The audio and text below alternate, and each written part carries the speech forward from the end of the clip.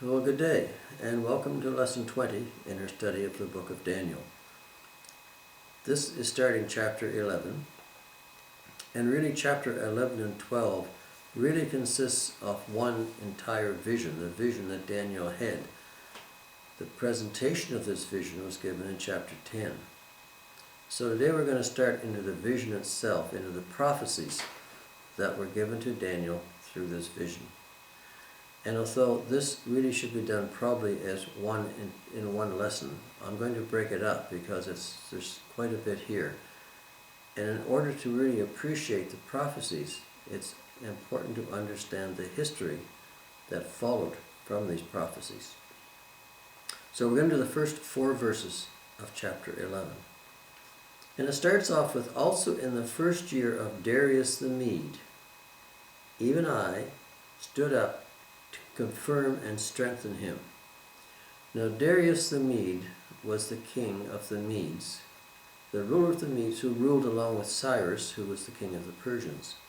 And if you remember back in the very end of chapter 5, when Belshazzar, the king of the Babylonians, was having his great feast and his great banquet, the handwriting on the wall showed that something would happen to his kingdom that very night, that the Persians and the Medes invaded Babylon and took over control of the city.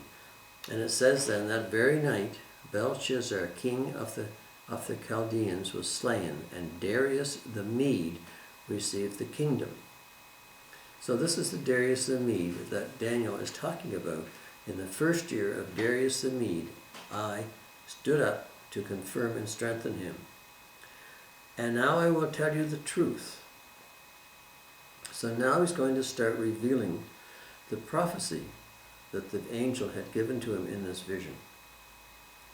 So Daniel said, "After the death of Cyrus, behold, 3 more kings will arise in Persia."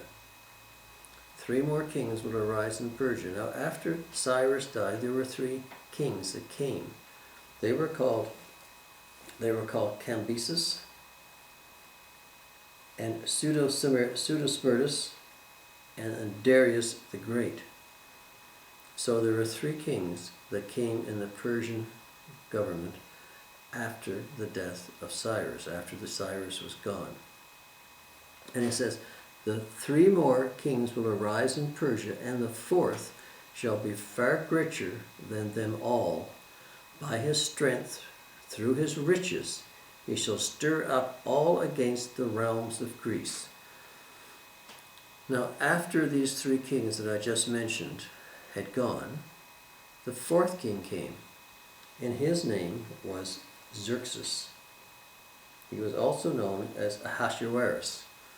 But he was the king, and he was the king that ruled during the time of the book of Esther.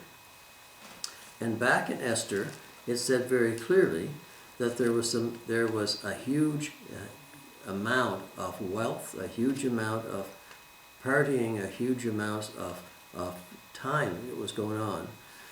And it says in Esther, in the very first chapter of the book of Esther, it said this about the king of Ahasuerus. "Now it came to pass in the days of Ahasuerus," this was the Ahasuerus who reigned over 127 provinces from India to Ethiopia. "In those days when King Ahasuerus sat on the throne of his kingdom, which was in Shushan the citadel, in the 3rd year he made a feast for all his officials and servants, the powers of Persia and Media, the nobles, the princes of the provinces being before him. And it went on for 180 days in all." So he threw this fantastic feast and party, which went on for 180 days, which gives some indication of his wealth and of his resources that he had. And this was the 4th king that was prophesied by Daniel. And he said, "The 4th king be far richer than them all by his strength and through his riches.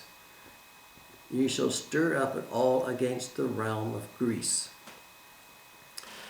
King Ahasuerus led army against Greece. It is said that this army was huge, and he tried to defeat the Greek army, the Greek nation. He led this army against the Greeks. And the army itself is said that it was one of the largest armies in ancient history. On one occasion, he set off to invade Greece with 2,641,000 men as an invading force. 2,600,000 men. This is a huge force, and this was the army that Ahasuerus, or Xerxes as he was also known, led into the city of Greece. And this was done 200 years after Daniel gave this prophecy that he's reciting down in chapter 11. He said the fourth king would be far richer than them all. By his strength, through his riches, he shall stir up all against the realm of Greece. And the fourth king, Xerxes or Ahasuerus, led this army against Greece. However, then a mighty king shall arise, who shall rule with great dominion and do according to his will. So this again refers to Alexander the Great, who was the great horn in the previous vision that Daniel had given us about the beasts. Alexander arose, and this army of Alexander's defeated this huge army of Ahasuerus. After 6 months, after 8 months, Ahasuerus came home as a defeated person. And Alexander, as we know, by his strength, through his riches, he shall, then a mighty king shall arise who shall rule the great dominion. Alexander, within the realm of about 12 years, conquered all of the known world. His dominion extended from one end of the known world to the other. He conquered everything that was available for him to conquer. And he did according to his will. He was an absolute monarch. He was an absolute ruler. What he said went. If you recall, the Medes and the Persians had this law that everyone had to abide by the law of the Medes and the Persians, and therefore even the kings of the Medes and Persians had to follow the law, which is written down. But Alexander wrote his own laws. He was the law. He was the one who was there for. He was the one that was there for himself. He was there only for himself. There was no one else that he had to answer to. So then a mighty king shall arise, who shall rule with great dominion and do according to his will. And when he has arisen, when he had risen to his peak, when Alexander had come into the peak of his power, when he had conquered everything, he wept because he had no more lands to conquer. And it is said that there was a party, there was a drunken party where people got drunk, and there was one of these parties of the time where liquor flowed very freely. Alexander somehow got sick. There is some suspicion that he was poisoned and he died. So this died at the height of his power. When he has risen, at the height of his power, his kingdom shall be broken up and divided towards the four winds of heaven. Now, his kingdom was not given to any of his descendants, of which there were very few, and there was so much intrigue. His brother-in-law was apparently somewhat mentally deficient. There was some conflict between the wife of his brother and infant son, and there was murders, and there was intrigues, and there was just a whole lot of infighting, to the point that all of Alexander's relatives were essentially gone. And as a result of this, his kingdom was broken up into 4 parts, into 4 of his generals. They divided into the 4 winds of heaven, into the 4 generals that he had, not among his posterity. Now this is the vision that Daniel is starting to relate again. Hundreds of years later, this is exactly what happened. Alexander had this kingdom. He ruled a huge dominion. He did everything he wanted, but when he died, his own posterity did not inherit anything. It was divided among his generals, the 4 winds of heaven, but not among his posterity, nor according to his dominion with which he ruled. For his kingdom shall be uprooted, even for others besides these. So this is really the gist of these 4 verses.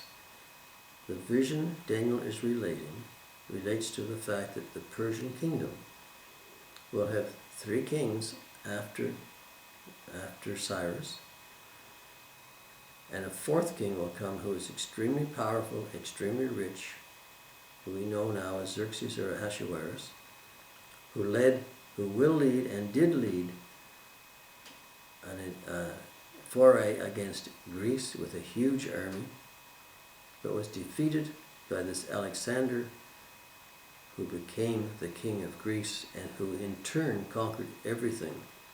He conquered every land between the eastern part of India right to the western part of the known world. And this was the gist of this part of the vision.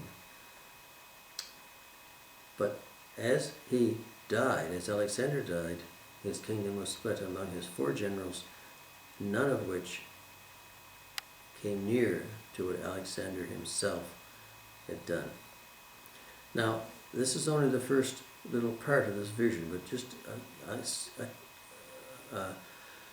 accept the fact that what Daniel is saying here occurred 100 to 200 years later, when these 4 kings did these events which Daniel is predicting at this time.